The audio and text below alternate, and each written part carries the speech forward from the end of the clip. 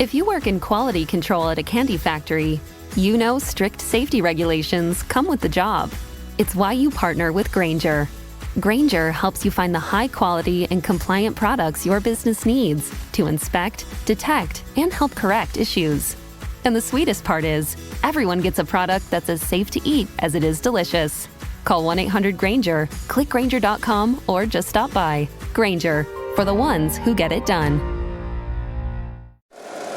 Every team, every topic, everywhere. This is Believe. Folks, football is back, and BetOnline remains your number one source for all your football betting needs this season. You'll find latest odds, matchup info, player news, and game trends. As your continued source for all sports wagering info, BetOnline features live betting, free contests, live scores, and giveaways all season long. Always the fastest and easiest way to bet all your favorite sports and events like MLB, MMA, tennis, boxing, and even golf. Head to betonline.ag, that's betonline.ag, to receive your 100% welcome bonus with your first deposit. Make sure you use the promo code BELIEVE, that's BLEAV, to receive your rewards. BetOnline, where the game starts, and also BetOnline sponsors the Bossman Show on your radio.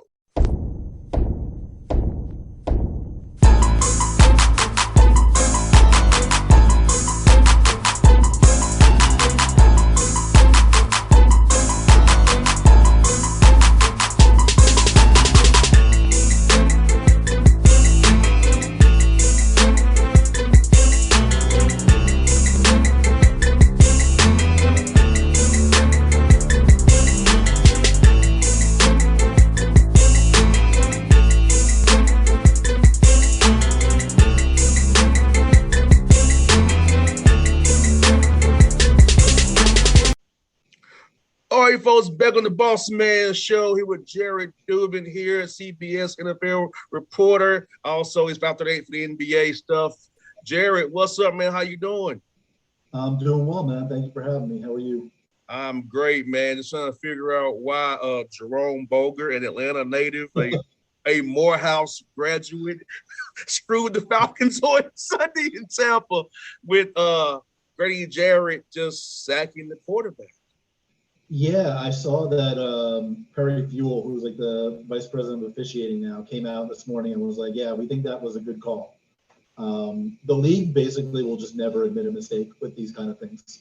Like a few years ago with all the pass interference stuff, they wouldn't admit a mistake with that. Then they came out the next year and were like, we're going to make pass interference reviewable, but every time we review it, we're going to like purposely make the wrong decision so that nobody wants this anymore. I feel like they're going to do the same thing with roughing the passer next year. No doubt, Jared. And, since Al Riveron's gone now, who's actually over replay now? I don't know who's in charge of replay, actually. I know Perry Fuel is like the vice president of officiating, but I'm not actually sure who's like in charge of replay on game days. Yeah, because I know that was I always knew it was Blandino, it was Al Riveron. Now it's like, who is the guy? You know what I miss, Jared, is when we had Mike Pereira, but they were putting out videos saying this was a good call, it's a bad call. But like you said, it's like the league office now is like, we're not admitting anything. No. I think they still do those on occasion, but this one was like a memo sent to the teams, I think, which I don't know. Like, they just need to have someone on game days that's like in the booth or in the league office or wherever that very quickly says, like, no, that penalty is wrong. Yes. Because let's be honest, Jared, with gambling being involved now, you need to have these calls correct. People's money on the line right now. Like, you're going to get calls wrong every once in a while, but when it's something that is just like made up, like, I don't know. It's like, oh, well, I thought this was a hold, but it turns out that he let go quick enough for it not to be a hold. Like, whatever, that happens. With stuff like this, where it's like a roughing the passer that is just a phantom call, or, a pass interference where a dude's feet get tangled. Like, I don't know. it seems like it should be easier than the league makes it. No doubt. And I told this many fans who are fans of the Falcons this week, Jared. I'm not saying the Falcons win the game and score. Let's give them a chance. There's no punt the ball. Some of that is like, if you look at the play before, there should have been a pass interference, so it wouldn't have mattered anyway. So it's like I don't like to zero in on one call and say, this team wins or this team gets a chance. Like, for the most part, calls come out in the wash team-wise, even within the context of a specific game. But also, you can't get calls that obvious, that egregiously wrong. Like, they shouldn't have missed a pass interference on the previous play, and they shouldn't have called roughing the passer on that play. Like, both of those calls need to be gotten correct. Like, I kind of view the refs, from my perspective, as like an act of God. Like, the refs are going to get calls wrong at some point. Doubt. Some of them are going to go against your team. Some of them are going to go for your team. Everybody thinks their team gets the worst of it. Everybody's wrong because every team gets screwed at some point. But like, some calls are so bad and so obvious and seemingly at such a turning point in the game. Like, it's just as likely that a call in the first quarter could change the game as a call in the fourth quarter. But obviously everybody notices the ones at the end more. But I think that's just even more reason to figure out some way to get this stuff right. And Bogert did it against Josh Allen in Baltimore the week prior. That call. So Bogert is roughing the passer kind of a guy. And so we need to have him. Hey, Jerome, this is what it is, what it isn't, At a certain point also, like, Jerome Boger's been repping games for like as long as I can remember, like so many of these guys have been around forever. Like, I feel like you need some younger officials out there that can, do the job a little bit better. But also then sometimes you get some of these young guys and it's like they're not experienced enough and they don't, know the rules as well, or miss some things or think they see some things. Like, it's hard to find a balance, but it's not a good situation, obviously. That is what the Falcons roster. The Falcons are 2-3. Marcus Mariota is doing what he can, but Falcons, is rebuilding. We know that we trade Deion Jones away to the Browns 7th round pick to get off the salary, dead cap next year. So, what are your thoughts on the Falcons roster being 2-3 so far this year in its rebuilding year, and what you've seen so far from the Atlanta Falcons? I think they're more competitive in a game-to-game situation than I probably expected. Like, Arthur Smith knows what he's doing in terms of like creating efficient offense. I think that some of the ways that they're handling snap rates for key players, like Kyle Pitts was playing like 60-something% of the snaps in a couple of games last week. Drake London was like 65% of the routes or whatever. Like, just have these guys out there on every play. The design of the offense is really good and gets more out of the talent than I think you would expect, especially considering the offensive line is, no great shakes right now. It doesn't seem like they have that many foundational players yet. Obviously, it's a roster that's not necessarily in good shape, and it's going to take a while to build.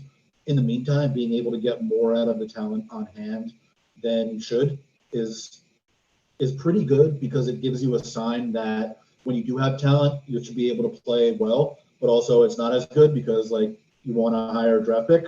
I don't think Mariota's playing particularly well throwing the ball, especially these last couple of weeks. He's doing a good job for the most part of avoiding sacks and scrambling. He holds on to the ball a little bit too long.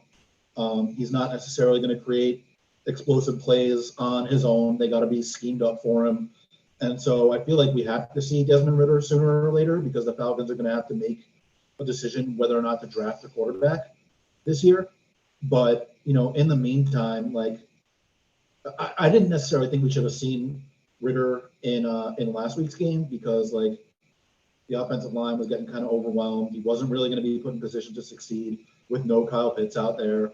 But at a certain point, I'm not sure when their bye week is, but I would try to get him in there, because you want to be able to get a clean evaluation by the end of the year. And to me, that probably means he should be starting, or at least getting a bunch of snaps sometime soon, because I don't think Mariota's taking them for the playoffs, taking them anywhere special. But I mean, I'm not overly concerned about, this regime yet, because they just don't have the talent really to compete at a high level. Yeah, and they were really hamstrung by the cap and bad contracts. I think Last warning was Deion Jones get rid of. Mhm. I think they'll have a lot of cap space issues. I told some of the guys, that's how I feel. Like, look, if you're a Falcon player this year, this is your chance to prove yourself to be worthy to be on this team next year. This is an open trial for you this year. Yeah, no, I agree with that. Obviously the Matt Ryan dead cap hit is pretty big this year, the Deion Jones hit, but starting next year, you get a little bit more flexibility to build things out. Maybe you can, move off of some other veterans that you don't necessarily want to keep around. But the foundation of the team for the future is going to be, Kyle Pitts, Drake London, AJ Terrell, and you got to find out if some of your other draft picks from these last 2 years can be foundational pieces, or if they're rotation pieces, or if they're going to be guys that need to stick around at all. And then you want to go back to, the previous couple of drafts, the guys that are still on their rookie contracts, and see which of those guys, you're going to want to give extensions, which of those guys you're going to want to move off of. That's sort of the phase that they're in right now. And there's nothing wrong with that. Like, every team goes in cycles. Like 2-3 years from now is the time that you want to be really competitive and start being like, okay, we're going to be a consistent playoff team from here on out. And if it doesn't look like that's going to be the case, that's when you have to start thinking about, like, all right, what are we doing here? No doubt. As some of the fans here talking, we need another receiver. I'm like, we'll have one next year in Ridley. That's another receiver we're going to get.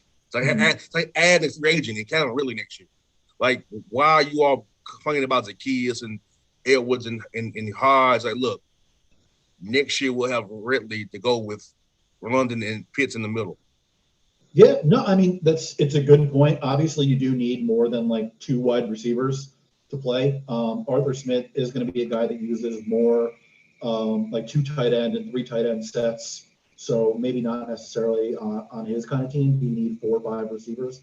But we don't know what Ridley's going to look like when he comes back next year. At that point, he's going to have not played for a year and a half. Obviously, he's a really, really good player when he's on the field. And if he can recapture that, that's really good. But I don't think you should necessarily bank on, like, we've got 2020 Calvin Ridley out there along with Pitts and Drake London. Like, you do need to add something else to that mix to just to make sure that you've covered all your bases, I think. No doubt. And I do feel like they should spend money on the O-line and free agency.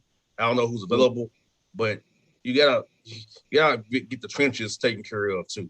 So and that's been the problem in Atlanta for a long time. Whoever the cornerback is going to be, like, it's important to have not just the scheme and the play calling, and a couple of high level pieces at important positions. Like, you got to build out the entire infrastructure. The interior of the offensive line, I think, is probably going to need to be built out a little bit more. I think Jake Matthews is a pretty good left tackle, but also at this point, he may not necessarily align with the timeline of the foundational pieces of the team. Not that he's old, but he could be in his 30s by the time they're really good. So maybe that's something you have to consider, a succession plan in the future, a couple of years down the line. But I mean, it's going to take work. It's not a particularly good roster, like you said. They have some cap issues, but they've got their draft picks going forward. Maybe they could get a couple more in there if they decide some of the more veteran guys aren't going to be part of the next really good Falcons team. Like, I'm not concerned yet. Like, this was always going to be a couple of year process to change the roster over. No doubt. And I know Arthur Smith bristles against the word tanking or losing games, but business wise, it might be best to do so. I know it is how I do it, but I feel like you should want the highest draft pick possible when you're a team like Atlanta. But I know why he wants to win games with record, of course, and the team morale. But business wise, I would tank per se. Yeah, I mean, it'd be nice to set yourself up to get, like CJ Stroud or Bryce Young or whoever ends up being the top quarterback this year. I know that, different people got different opinions. I tend to not watch these guys until the couple months before the draft, just because I don't have the bandwidth for that yet. But, we'll see. I mean, I think they're going to be in pretty decent position.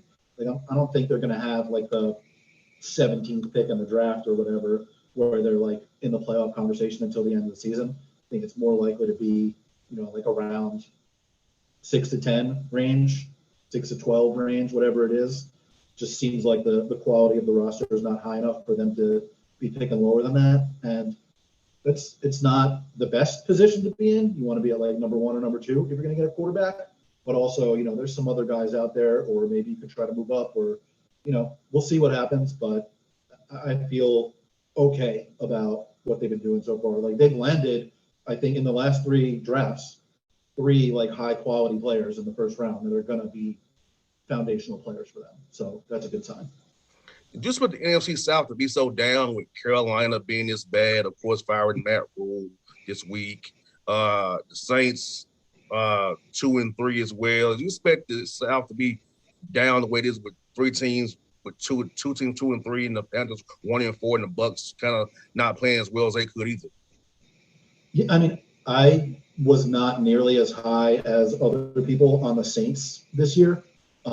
I just didn't see it with Sean Payton leaving and with Jameis Winston being the quarterback and that defense getting a little bit older. So I'm not necessarily surprised that it looks like the Bucks and then everyone else again. I'm somewhat surprised that the Bucks haven't been that good yet, but I think you can attribute almost all of that to their injuries in the first few weeks of the season. I think we've seen the last 2 weeks that they're going to look much better when they have, like Mike Evans, Chris Godwin, all these guys back on the field. Yeah, Julio Jones is back to, being injured, not practicing. Man. Like, I just want to see that dude play again. Like, he's so good, but just can't stay out there. No doubt, man. So let me ask you this. We're going to NFL a little bit here with the Eagles. Did you see that 5-0 start coming for the Eagles? Did you think that hurts their quarterback of the future now, in your opinion? I mean, I didn't see 5-0 necessarily. They've got, I think, the second or third best point differential in the league too. So, it backs up them being one of the top teams in the league. I had them winning the NFC East like a lot of other people did. I thought they were going to be better than the Cowboys like a lot of other people did. Some of 5-0, like you're not going to win every close game. So, they could be 4-1, they could be 3-2. That wouldn't change, how good they are as a team. I think certainly the way Hurts has played this year, he looks like he's going to be their quarterback for quite some time. And I think that they've done a really good job of what I said the Falcons need to do in terms of building the infrastructure. Like they made sure that there was going to be no doubt in their evaluation of Jalen Hurts this year because they gave him a really good offensive line. They gave him 2 really good wide receivers in A.J. Brown and Devontae Smith, who they went out and got these last couple of years. They have a really good tight end in Dallas Goedert. They have a good scheme. They have a good running game. Like, whatever happened this year, they were going to know whether Jalen Hurts was good or not. And you need to be in that position when you're evaluating a young quarterback. And I think they've done a really good job of that. And I'm shocked Ron Rivera threw Carson Wentz on the bus. That was shocked quarterback. Like, yeah, that was. I mean, I'm not surprised that Carson Wentz has played poorly enough that he's in position to be thrown under the bus. But I do expect sometimes Ron Rivera is a little more democratic, I guess, than that, or diplomatic, than that, usually. So I was surprised to see that too. Yeah, and I'm like, Ron, your defense is trash. Yeah, that defense, I thought it was going to be really good last year, and then they came out and probably the most disappointing individual unit in the league. Them were the Ravens defense, but that was more explainable by injuries. Chase Young still is not back, but they've got some other players there. Like Montez Sweat is good, Cam Curl is good, Jonathan Allen is really good. Like they've got some players. They should not be this bad on defense. And but like I don't know, Jack Del Rio is still their defensive coordinator. That guy hasn't been coaching good defense in like 10 years. So I don't know. No doubt. No doubt. And then looking at the NFC North, like the Vikings are somehow 4-1. Yeah, I don't get that.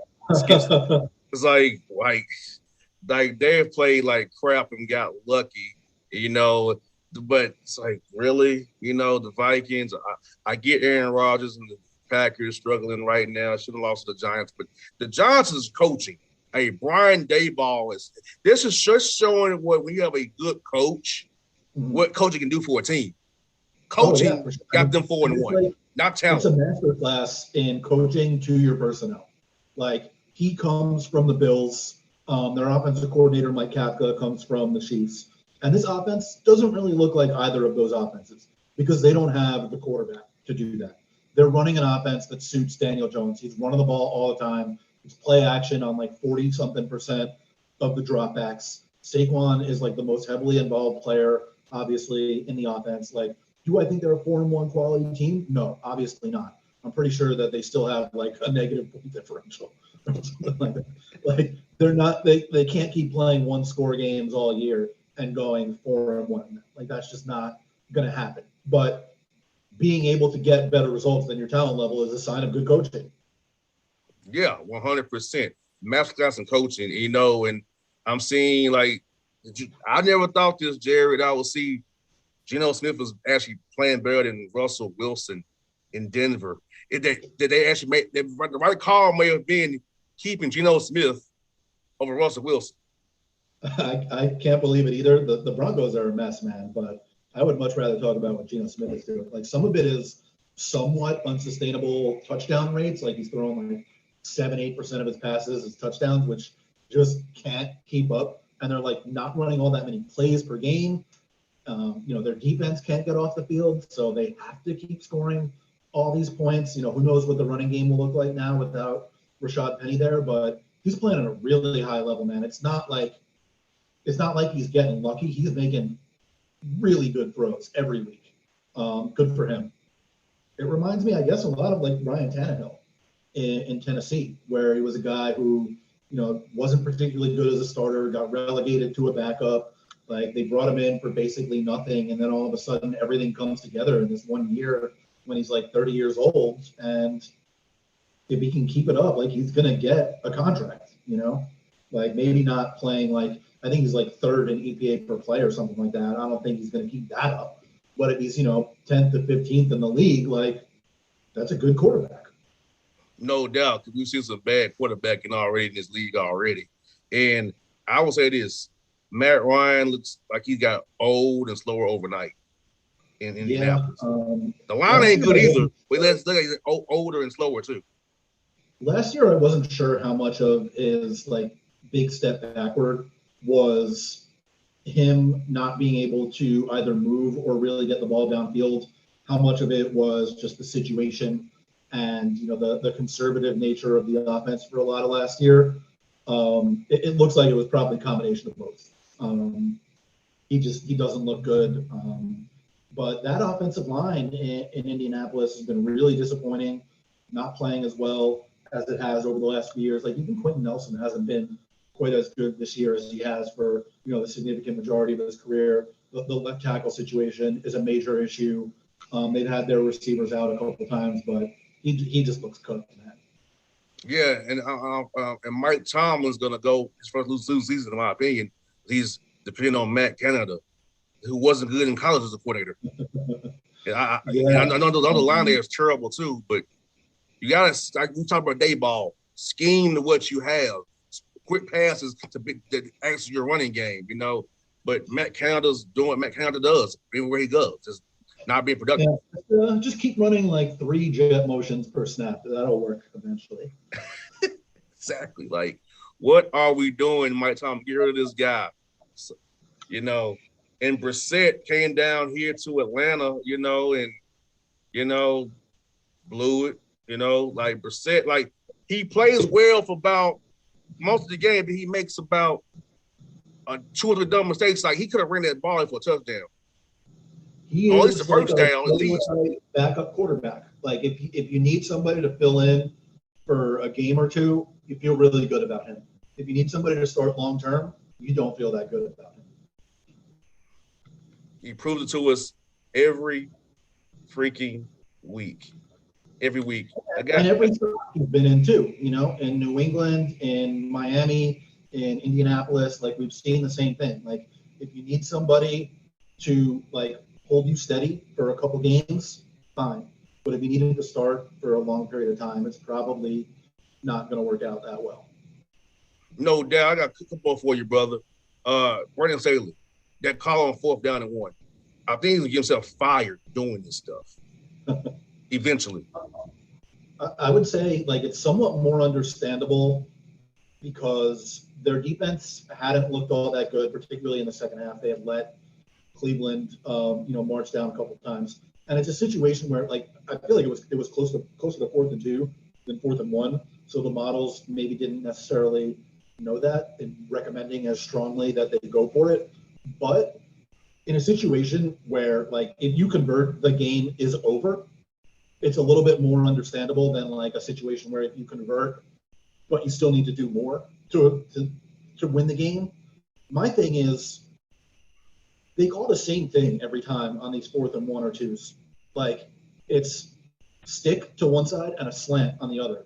And it's like you're throwing like a hitch route or a quick out or a quick slant against the opposing team's best corner every time.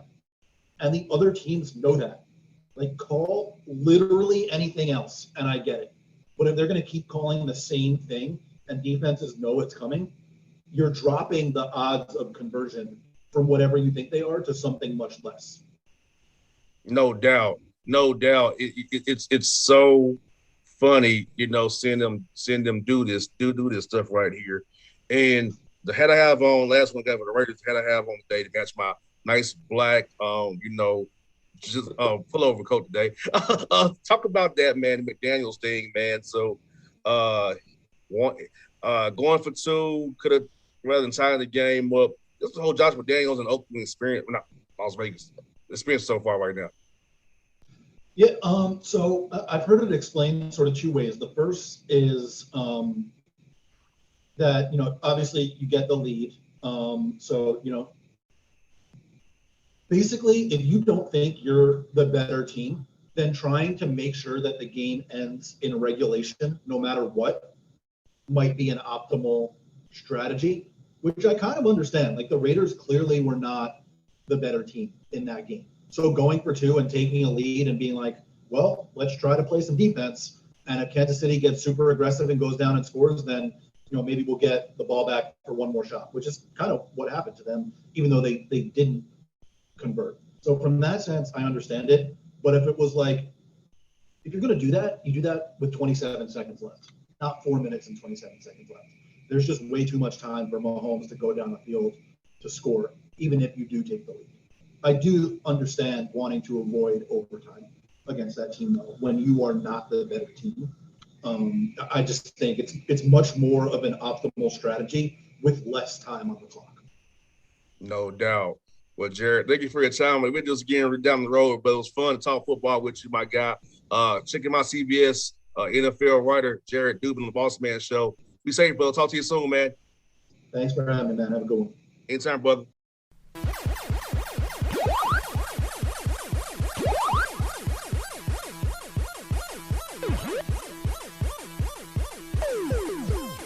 Folks, football is back, and BetOnline remains your number 1 source for all your football betting needs this season. You'll find latest odds, matchup info, player news, and game trends. As your continued source for all sports wagering info, BetOnline features live betting, free contests, live scores, and giveaways all season long. Always the fastest and easiest way to bet all your favorite sports and events like MLB, MMA, tennis, boxing, and even golf. Head to betonline.ag, that's betonline.ag, to receive your 100% welcome bonus with your first deposit. Make sure you use the promo code BELIEVE, that's BLEAV, to receive your rewards. BetOnline, where the game starts, and also BetOnline sponsors the Bossman Show on your radio. For the ones who get it done, the most important part is the one you need now. And the best partner is the one who can deliver. That's why millions of maintenance and repair pros trust Grainger, because we have professional-grade supplies for every industry, even hard-to-find products. And we have same-day pickup and next-day delivery on most orders. But most importantly, we have an unwavering commitment to help keep you up and running. Call, click Grainger.com, or just stop by. Grainger, for the ones who get it done.